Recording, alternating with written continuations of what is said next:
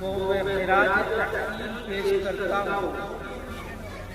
جنہوں نے 400 سال تک انگریز کے مقابلے میں لڑتے رہے اور شہادت پاتے رہے۔ انہوں نے ہمارے اس عظیم ملک ہندوستان کی آزادی کے لیے اپنے سر کو تن سے جدا کرایا، اپنے بچوں کو یتیم کرایا، اپنی عورتوں کو بیوہ کرایا، لیکن اس ملک کو انگریز گوروں کے ہاتھ سے، ان کی جنگل سے، ان کے پنجوں سے چھڑانے کے لیے اس سرزمین ہند کو سرخ کرنے میں کوئی گریز نہیں۔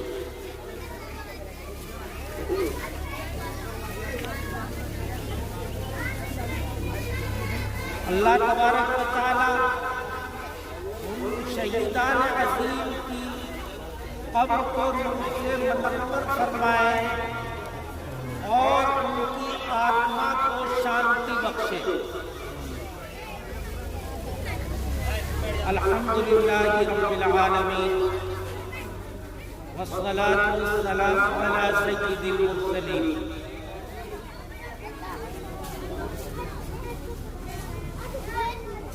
اما بعد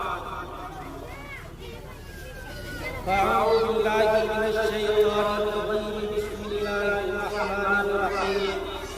قل هو اللہ احد اللہ الصمد لم یلد ولم یولد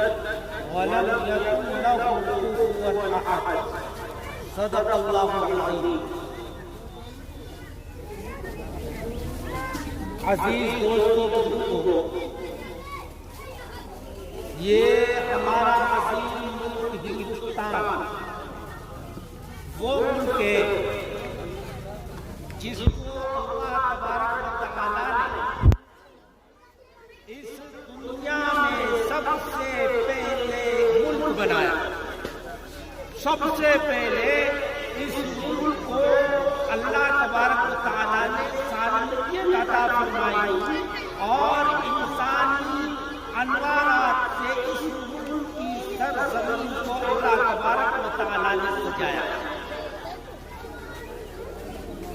حضرت آدم علیہ السلام جو ہمارے سب کے دادا ہیں، ہندو ہو، مسلمان ہو، سکھ ہو، عیسائی ہو، پارسی ہو، بودھ ہو، جین ہو، مراٹھی ہو،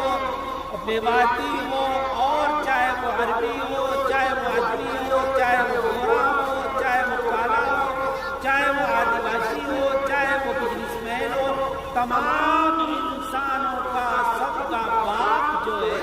وہ آدم علیہ السلام کو اللہ تبارک و تعالی نے اپنے یہاں مٹی سے تیار کیا۔ اس کو جو ہے اللہ تبارک و تعالی نے روح بخشی اور اللہ تبارک و تعالی نے اس انسان کو، ہمارے سب کے باپ کو، آدم علیہ السلام کو اس دنیا میں جب اتارا تو اللہ تبارک و تعالی نے انسان کی جتنی ضرورتیں ہوتی ہیں، چاہے وہ پالوشن کو مٹانے کے لیے درختوں کی ضرورت ہو، چاہے وہ ڈائیبٹیز کی ضرورت ہو، چاہے وہ سبزیوں کی ضرورت ہو، چاہے وہ گوشت کی ضرورت ہو، چاہے وہ پرندوں کی ضرورت ہو، چاہے وہ پھول اور پھولوں کی ضرورت ہو، چاہے وہ نباتات جمادات کی ضرورت ہو، جتنی بھی انسان کی ضرورتیں ہوتی ہیں، ضرورت کے لیے جو چیز ہوتی ہے، جب اللہ نے ہندوستان میں آدم علیہ السلام کو اتار کر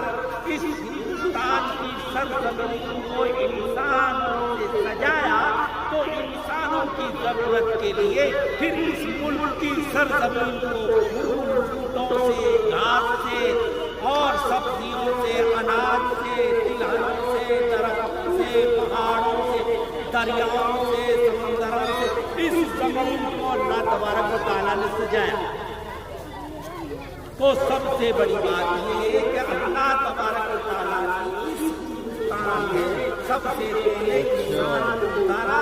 ہمارے سب کے دادا کو، چاہے وہ امریکہ والے ہوں ان کا دادا بھی آدم ہے،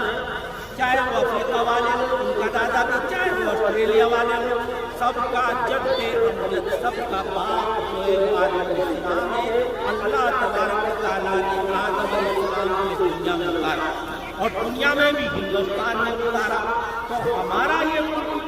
ایسا ملک ہے جو دنیا میں سب سے قدیم ترین ملک ہے، سب سے قدیم ترین ملک ہے۔ آدم علیہ السلام نے اہل سیرت فرماتے ہیں کہ ہندوستان سے آدم علیہ السلام کی اتنی محبت تھی، وہ خانہ کعبہ پر حج کے لیے جاتے تھے، پیدل جاتے تھے۔ اس زمانے میں پہلا انسان تھا، نہ کوئی ہوائی جہاز تھی، نہ کوئی کشتی تھی، نہ کوئی دریائی جہاز تھی، نہ کوئی کار تھی، نہ کوئی موٹر تھی، نہ کوئی گھوڑا تھا، کوئی چیز نہیں تھی۔ آدم علیہ السلام نے 60 حج ہندوستان سے پیدل کیے ہیں۔ تو ملک سے اتنی محبت کہ خانہ کعبہ پر جاتے، حج کر کر پھر اپنے ملک کے بغیر ان کا دل نہیں لگتا، اور پیدل پیدل پھر اپنے ملک ہندوستان میں واپس آ جاتے، پھر دوسری پھر آتے۔ اس طریقے سے 60 حج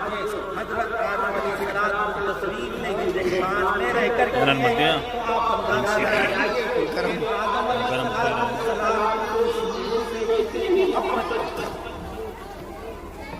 محدثین کا کلام ہے، حدیث پر، لیکن آپ کو اپنی ملک کی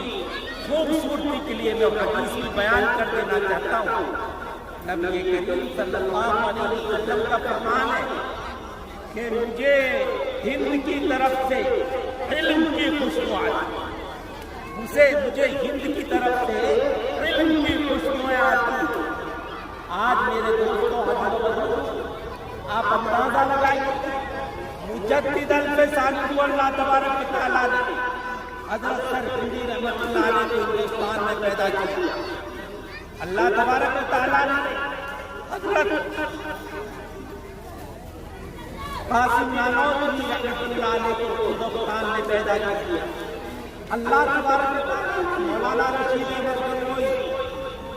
حضرت مولانا سید سلیمان صاحب ندوی،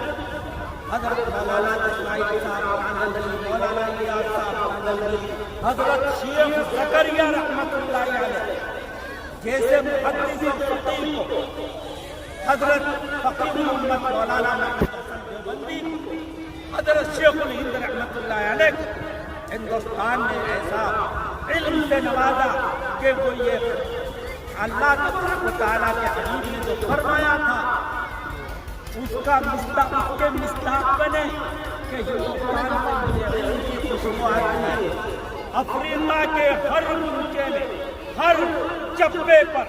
افریقہ کے پہاڑوں کے اور صحراؤں کے ہر جو ہے میرے دوستوں بیابانوں کو حضرت شیخ زکریا رحمۃ اللہ علیہ اور حضرت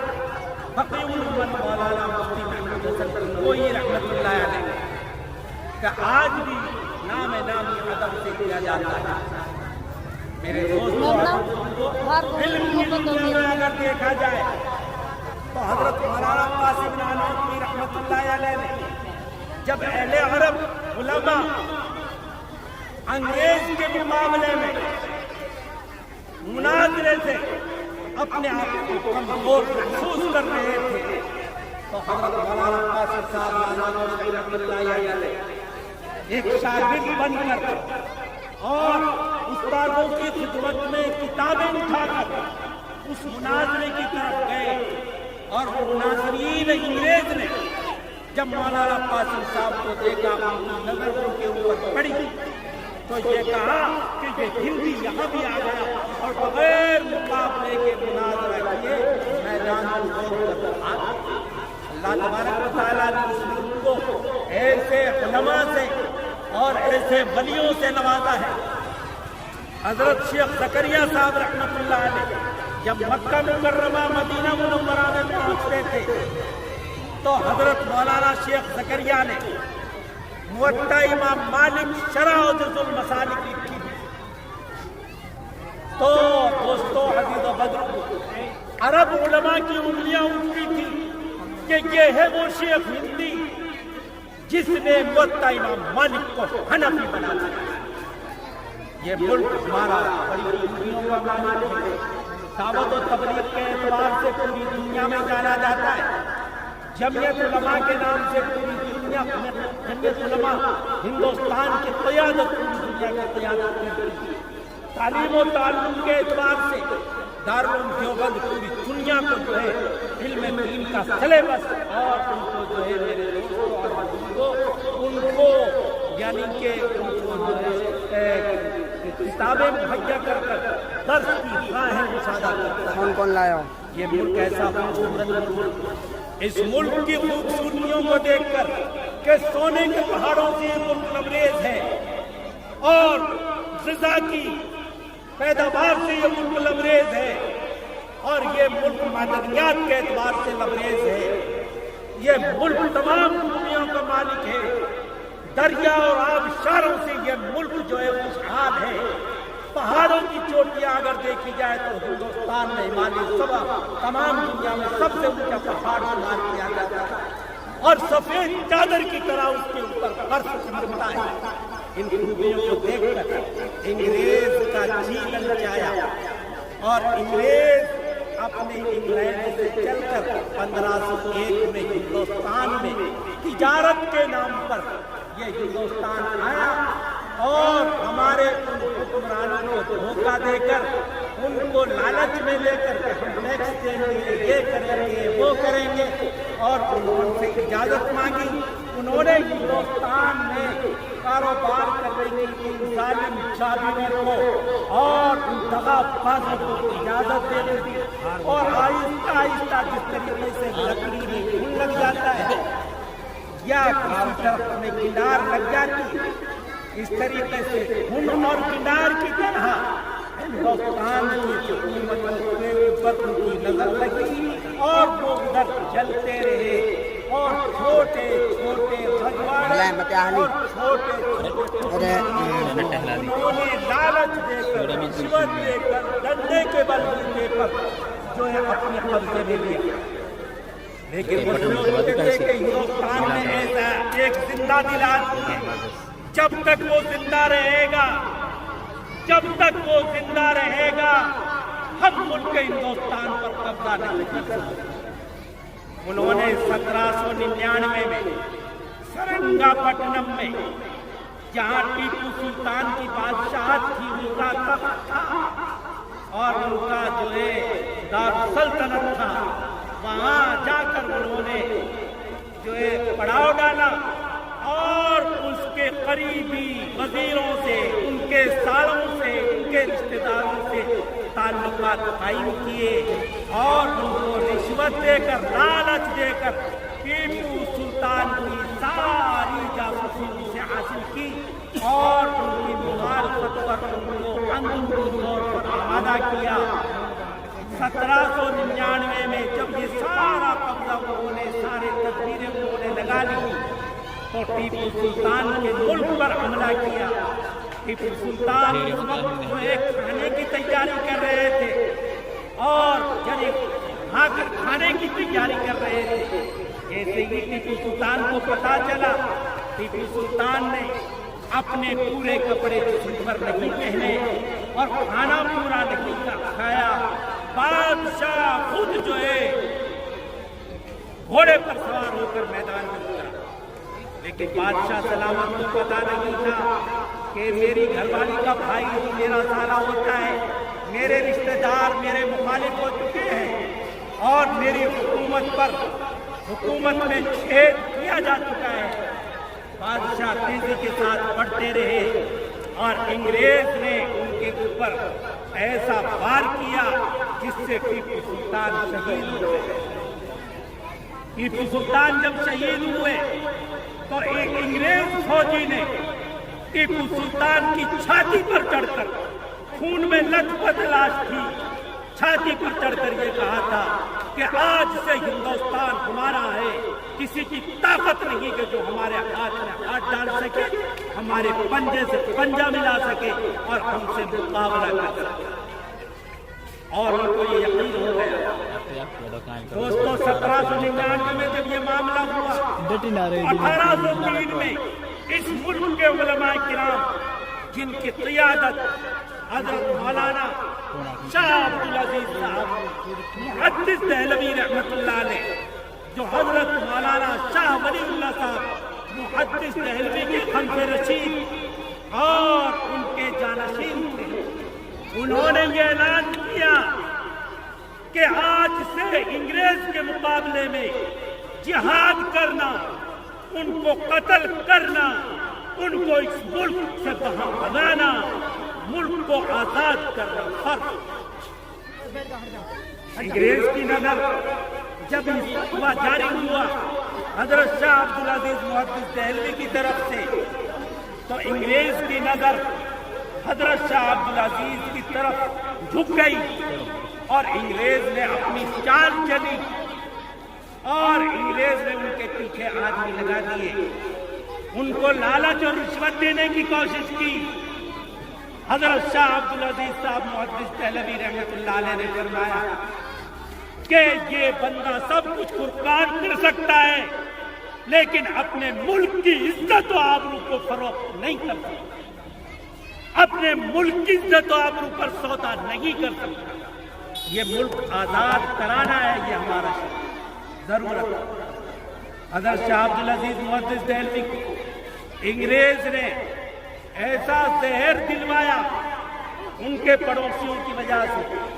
जिससे 1808 में हजरत शाह अब्दुल अजीज आंखों से अंधे हो गए। लेकिन उनके दो शागिर्द थे, हजरत सैयद अहमद शहीद रहमतुल्लाह अलैह और हजरत शाह सईद रहमतुल्लाह अलैह। उन्होंने उनके काम को संभाला, लेकिन बदकिस्मती ये कि रही का 1812 में तकरीबन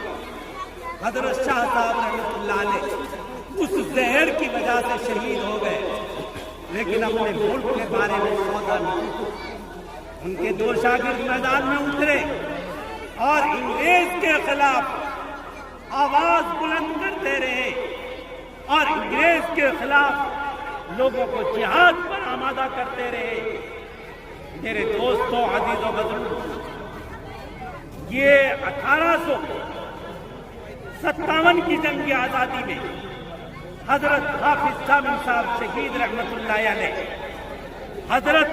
मौलाना रशीद अहमद गंगोई रहमतुल्लाह अलैह और हजारों उलमा ने जामे शहादत नोश फरमाया। और 1866 में दारुल उलूम देवबंद को कायम किया, और दारुल उलूम देवबंद को कायम इसलिए किया था कि हम दारुल उलूम देवबंद में रहकर एक ऐसे तलबा तैयार करेंगे जिनके अंदर हुब्बुल वतन की रूह को फूंका जाए और वो अपने मुल्क को आज़ादी की कराने के लिए अपने तन मन धन की बाजी लगाएं। अनपढ़ आदमी न मुल्क को आज़ाद करा सकता है, न घर को आबाद करा सकता है। इसलिए घर की आबादी हो या मुल्क की आज़ादी हो, हर एक के लिए तालीम की ज़रूरत है। हजरत मौलाना कासिम नानौतवी, हजरत हाजी आबिद हुसैन साहब रहमतुल्लाह अलैह और दूसरे उलमा के मशूरे से दारुल कायम हुआ और उलमा मैदान में एक के बाद तीसरे उतरते रहे। 1884 या 85 में कांग्रेस पार्टी बनी और वो कांग्रेस पार्टी मुल्क को आजाद कराने के लिए नहीं बनी, ये भी याद रखना। सिर्फ हिंदुस्तानियों के और अंग्रेजों के बीच में मुफाहिमत कराने के लिए बनी थी कि हिंदुस्तान को आजादी के लिए लड़कर और इसमें तुम अपना नुकसान करते हो, अंग्रेजों से आजाद कराने की क्या जरूरत है, तुम मोहब्बत के साथ मुल्क चलाओ। लेकिन हमारे उलमा ने ये बात मंजूर नहीं की और इंग्लैंड से गांधी जी को लेकर आए और गांधी जी को महात्मा गांधी बनाकर, उनको बाबू बनाकर कौम के सामने पेश किया, अपने आपे को पीछे रखा और गांधी जी को आगे रखा। اس لیے کہ انہوں نے حکومت کو بھی قربان کیا، چودراہٹ کو بھی قربان کیا، سرداری کو بھی قربان کیا، کہ سب کچھ قربان کر سکتے ہیں ملک کی آزادی کی خاطر۔ دوستو، میری ماں اور بہنوں، یہ ملک اس طریقے سے آزاد ہوا۔ حضرت مولانا قاسم صاحب رحمۃ اللہ علیہ 40 یا 39 سال کی عمر میں اس دار فانی سے وہ بھی کوچ فرما گئے، اور یہ ملک آزادی کے شہسواروں اپنی گہری نظروں سے دیکھتا رہا اور ملک آزادی کا انتظار کرتا رہا۔ لیکن کوئی ایسا 1857 کی جنگ آزادی سے پہلے، دوسری اقوام کی تو بات چھوڑیے، خود مسلمان بھی علماء کے ساتھ نہیں تھے۔ 1799 سے 1857 تک صرف علماء میدان میں اترے اور جام شہادت نوش فرماتے رہے، اپنے بچوں کو یتیم کرتے رہے اور اپنی عورتوں کو بیوہ کرتے رہے، اپنے گھروں کو ویران کرتے رہے، اس ملک کی آبادی کی اور ملک کی آزادی کی۔ آج کہا جاتا سرٹیفکیٹ پیش کریں۔ میرے دوست اور بزرگوں، ہمارے اکابر کی تاریخ دیکھیے اور یہ یاد رکھنا، آج کے ہندوستانیوں کا اور خاص طور پر مسلمانوں کا، آج اگر آپریشن کر کر خون دیکھا جائے تو کوئی غرور میں نہ رہے، ہمارا خون آج بھی سرخ ہے، ہمارا خون سفید نہیں ہوا ہے، ہم آج بھی ملک کی خاطر ہر قربانی دینے کے لیے تیار ہیں۔ دوستو، عزیزو بزرگو، حصہ لمبا ہے کیونکہ آزادی میں 4 سال لگے، ان انگریزوں کا قبضہ ہوا۔ حضرت مولانا شیخ الہند صاحب رحمۃ اللہ علیہ میدان میں اترے، اور میدان میں اترنے کے بعد انہوں نے ہندوستان کی آزادی کے لیے ہندوستان کے علماء کو متحد کیا، اور وہ سارے مولانا کی آواز پر اتر کر میدان جنگ میں اتر گئے۔ انگریزوں نے حضرت مولانا محمد علی جوہر، حضرت مولانا جعفر تھانیسری، حضرت مولانا شیخ الہند رحمۃ اللہ علیہ اور حضرت مولانا حسین احمد مدنی رحمہ اللہ تعالی اور دوسرے اکابرین، جن کی میں نام لینے کا اس وقت نہیں ہے، ان کو مکہ مکرمہ سے اور دوسری اور جگہوں سے قید کر کر اور ان کو مالٹا کے ٹاپو میں، جو پہاڑ سمندروں کے بیچ میں ایک ٹاپو تھا، جہاں ایسی جگہ جیل بنائی تھی انگریز نے، جہاں کسی کی رونے کی آواز نہ سنے، جہاں کسی کی چیخ و پکار نہ سنے، علماء کو مارتے تھے۔ حضرت شیخ الہند رحمت اللہ علیہ کے سرینوں پر، چوتڑوں پر لوہا گرم کر کے داغ لگایا کرتے تھے اور کہتے تھے کہ انگریز کے خلاف جو جہاد کا فتویٰ دیا ہے اسے واپس لے لیجئے، ورنہ آپ کے پورے جسم کو اسی طریقے سے داغ کر آپ کو موت کے گھاٹ اتار دیا جائے۔ حضرت مولانا شیخ الہند صاحب رحمۃ اللہ علیہ نے ڈنکے کی چوٹ کہا کہ جان کا سودا کیا جا سکتا ہے، ملک کا سودا کسی قیمت پر نہیں کیا جائے۔ جس وقت حضرت شیخ الہند رحمۃ اللہ علیہ کا انتقال ہوا، مولانا کو جب غسل دیا جا رہا تھا تو حضرت مولانا شیخ الہند صاحب رحمۃ اللہ علیہ سفر میں تھے۔ مولانا شیخ الاسلام حضرت مولانا سید حسین احمد مدنی نور اللہ مرقدہ جب تشریف لائے تو جنازے کو شیخ الہند صاحب جنازے کو غسل دینے والوں نے پوچھا کہ حضرت یہ بتائیے کہ ہم نے حضرت کو جنازے کو غسل دیا تھا، ہم نے دیکھا کہ چوتڑوں پر ماس نہیں تھا، یہ کیا وجہ تھی؟ آپ ان کے ساتھ رہتے تھے۔ حضرت شیخ الاسلام مولانا حسین احمد مدنی نور اللہ مرقدہ نے ڈبڈبائی اور آنسوؤں سے ٹپکتی ہوئی آنسوؤں سے اور ایموشنل اور جذبے کے الفاظ کے ساتھ کہا کہ میرے شیخ نے اپنے جسم کے کھال اور ماس کو سودا کر لیا تھا ملک کی آزادی کے بدلے.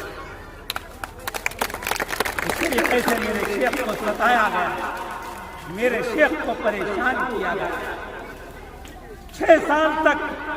مالٹا کی جیل میں اسیر رہے, قید رہے, اس کے بعد رہا ہوئے. اور جب پانی کے جہاز میں وہاں جو ہے مالٹا کے ٹاپو میں ٹیمپریچر سیلسیس مائنس ہوتا ہے, یعنی کہ برف جم جاتا ہے, اتنا ٹھنڈا موسم ہوتا ہے. حضرت کی عمر بہت زیادہ ہو گئی. حضرت جب ہندوستان تشریف لائے اور کراچی بندرگاہ پر جب وہ جہاز لنگر اندوز ہوا, ایک مولانا رشید احمد گنگوئی رحمت اللہ علیہ کا ایک مرید تھا جس کا نام اب ذہن میں نہیں ہے. انگریزوں نے اس سے سودا کر حضرت شیخ الہند رحمت اللہ علیہ کے پاس ریل میں جہاز میں بھیجا اور یوں کہا کہ حضرت 6 سال سے دارالعلوم دیوبند کی 6 سال سے دارالعلوم دیوبند کی جو ہے دارالحدیث بند ہے, سپاہیوں پر گردہ چڑھ گیا ہے,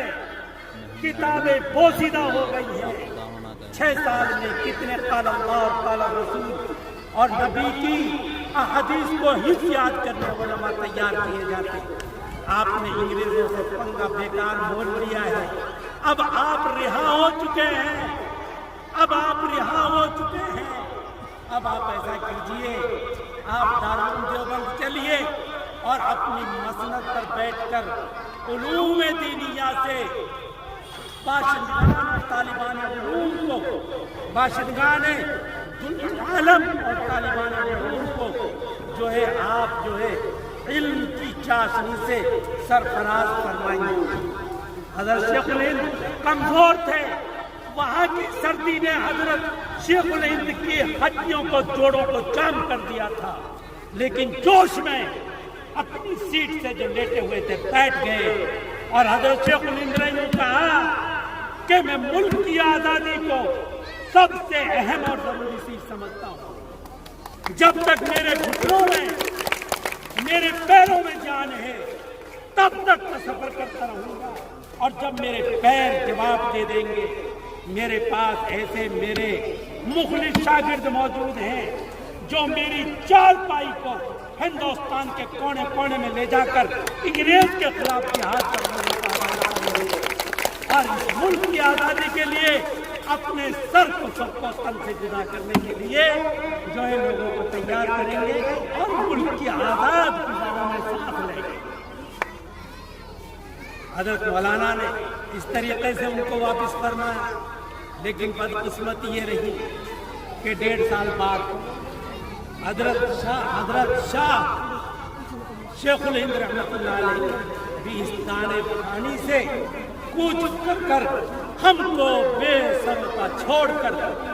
اپنی مالک حقیقی سے جان لے. انا للہ و انا الیہ راجعون. ان کے بعد حضرت مولانا محمود صاحب مدنی, ان کے والد حضرت مولانا سید فدائے ملت مولانا اسد مدنی اور ان کے والد حضرت مولانا حسین احمد مدنی نے اس کمان کو سنبھالا اور وہ میدان میں اترے. اور 1919 میں 9 نومبر کو جمعیت علماء کا قیام عمل میں آیا اور کچھ ہی دن بعد اللہ نے ان کی محنت اور ان کی فکروں پر اس ملک کو آزاد کرایا. آج ہم اس آزاد ملک میں سانس لے رہے ہیں. اگر آج بھی کسی ملک نے یا کسی دشمن نے اس ملک کو بری آنکھوں سے دیکھا, ہم اس کی آج کی آنکھ نکالیں گے. ہم وہ یہ جن کے خون رگوں میں حضرت شیخ الہند, حضرت جعفر تھانوی, حضرت شاہ عطا اللہ بخاری, حضرت مولانا